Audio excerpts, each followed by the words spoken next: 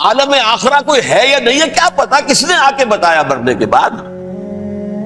زیادہ اس بحث میں نہ پڑھو، یہ عالم دنیا تو ہے نا، اٹس ویری مچ پریزنٹ، زیادہ ساری توجہ اس پر صرف کرو۔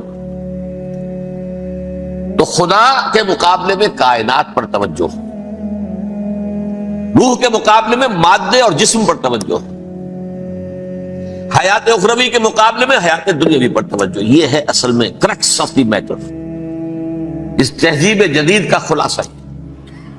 اس اعتبار سے میں کہہ رہا ہوں کہ بعض باتیں میری آپ کو ذرا ایسی لگیں گی کہ جو شاید ماحول سے کچھ زیادہ متعلق نہیں، لیکن وہ دین کی بڑی بنیادی بات ہے۔ دیکھیے اللہ تعالیٰ نے جو مخلوقات پیدا کی ہیں ان میں ایک تقسیم تو ہو سکتی ہے ذی حیات اور بغیر حیات، جاندار چیزیں اور بے جان چیزیں۔ بے جان چیزیں بے شمار، یہ تمام فلکیات، یہ پوری کائنات، یہ زمین، یہ پہاڑ، یہ شجر و حجر، کیا؟ لیکن ایک ہے جاندار، ان جانداروں میں ایک تقسیم ہے، دو کا تعلق غیر مرئی دنیا سے ہے، انویزیبل ورلڈ سے۔ فرشتے جو دکھائی نہیں دیتے، ان کی پیدائش ہوئی ہے نور سے۔ دوسرے جنات جو انسانوں سے پہلے پیدا کیے گئے، آدم سے پہلے، وَالْجَانَّ خَلَقْنَاهُ مِن قَبْلُ مِن نَارِ السَّمُومِ، جنات کو تو ہم بہت پہلے پیدا کر چکے تھے 8 کلو سے، وہ بھی نظر نہیں آتے۔ تیسرے انسان اور اس دنیا میں جتنے بھی حیوانات ہیں،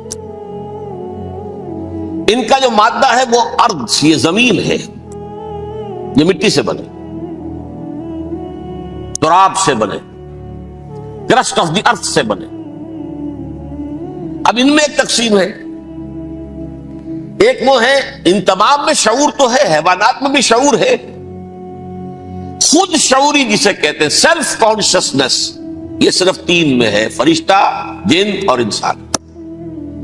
حیوانات میں خود شعوری نہیں ہے، کانشسنس ہے، سیلف کانشسنس نہیں ہے۔ دونوں سی بات سے سمجھا دوں آپ کو، میں دیکھ رہا ہوں، آپ مجھے دیکھ رہے ہیں، کتا بھی کوئی یہاں ہوتا تو مجھے دیکھ رہا ہوتا، لیکن کتے کو مجھے دیکھتے ہوئے یہ احساس نہیں ہوتا کہ میں دیکھ رہا ہوں، یعنی کتے کو یہ احساس نہیں ہوتا کہ وہ دیکھ رہا ہے، مجھے دیکھ تو رہا ہے، اس کو میں کا احساس نہیں ہے مجھے۔ میں جب دیکھ رہا ہوں تو میں سمجھتا ہوں میں دیکھ رہا ہوں، میں ہوں کوئی شے جو دیکھ رہا ہوں، یہ خود شعوری ہے، سیلف کانشسنس۔ کسی بھی کام کو کرتے ہوئے اپنے وجود کا احساس، میرا فیصلہ ہے، میری رائے ہے، یہ ہے در حقیقت سیلف کانشسنس، انا، سیلف، خودی۔ یہ حیوانات میں نہیں ہے، یہ ہے صرف ملائکہ، جنات اور انسان۔ اب یہاں مسئلہ پڑ گیا، بڑا پرپیچ مسئلہ۔ اللہ تعالیٰ نے پہلے حضرت ملائکہ کو پیدا کیا اور انسانی ارواح کو پیدا کیا نور سے، پھر ناک سے پیدا کیا، نار سے، آگ سے جنات کو، پھر مٹی سے بنایا، آدم کا حیولہ، اس میں روح پھونک دی، اب آدم بن گئے۔ اعلان یہ کر دیا کہ خلافت ارضی جو ہے وہ آدم کو عطا کی جا رہی، یہ پیچ پڑ گیا۔ اس پر تھوڑا سا اشکال تو فرشتوں کو بھی ہوا، قرآن میں ہے سورہ بقرہ کے 4 رکوع میں، أَتَجْعَلُ فِيهَا مَن يُفْسِدُ فِيهَا وَيَسْفِكُ الدِّمَاءَ وَنَحْنُ نُسَبِّحُ بِحَمْدِكَ وَنُقَدِّسُ لَكَ۔ پروردگار اس آدم کو تو خلافت دے رہا ہے، زمین کے اندر اختیار دے دے گا، یہ تو فساد کرے گا، کوریزی کرے گا، ہم تیری تسبیح و تحمید میں لگے ہوئے ہیں، جو بھی حکم ہو، ارشاد ہو، ہم بجا لاتے ہیں، تو ضرورت کیا ہے؟ اس کا جواب اللہ نے دیا، انی عالم ما لا تعلمون، میری مشیت، میری حکمت وہ میں ہی جانتا ہوں، ضروری نہیں کہ تم اس کو شیئر کر سکو۔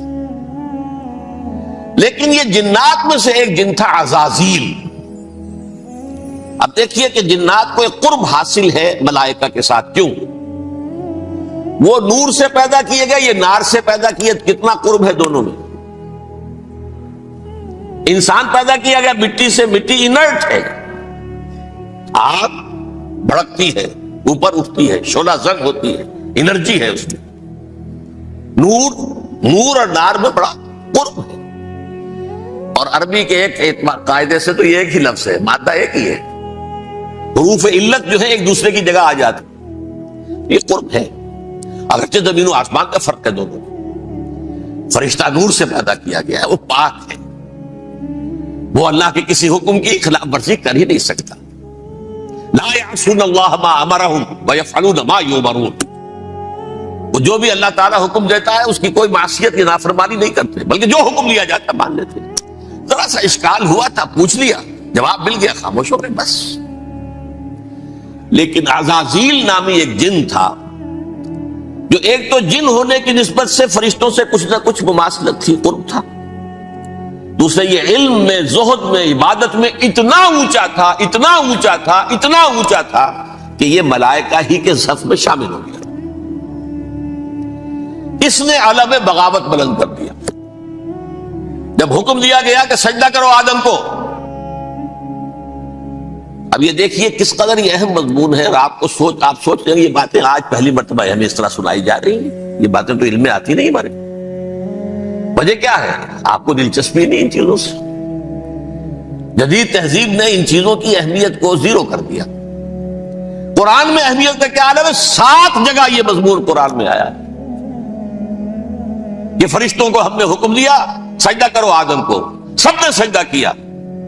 فسجد الملائکۃ کلھم اجمعون، سارے کے سارے، کل کے کل، سب نے مل کر سجدہ کیا آدم کو، اللہ کے حکم کی فوراً تعمیل کر دی، الا ابلیس